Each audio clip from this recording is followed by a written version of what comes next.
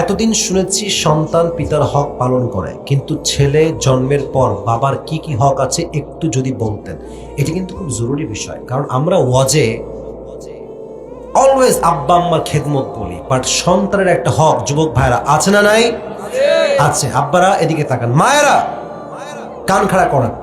আপনার সন্তানের হক এক নাম্বার, আপনার জন্য একটা সুন্দর নাম রাখবেন। নাম রাখে বল্টু, ঝল্টু, এসব কি নাম? হ্যাঁ, ইনকি মিনকি কি যে নাম রাখে ঠিক নাই, এইসব নাম রাখবেন না। নাম রাখবেন ইসলামিক, নামের অর্থ হবে সুন্দর, ঠিক কিনা বলেন?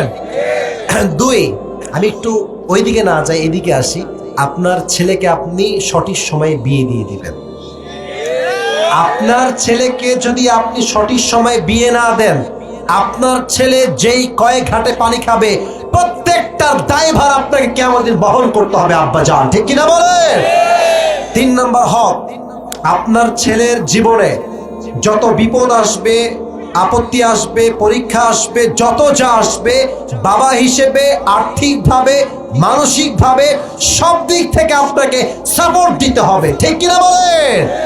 আমি অনেক বাবাকে দেখেছি টাকা দিতে চায় না, বলে এই টাকা দিব না, যাওয়া তোর ইনকাম তুই করে খা। না না, ইসলামের শরীয়ত যে সিস্টেম দিয়েছে ঠিক সেই সময় পর্যন্ত সন্তানের হক আদায় করতে হবে। রাজি আছেন তো সবাই ইনশাআল্লাহ?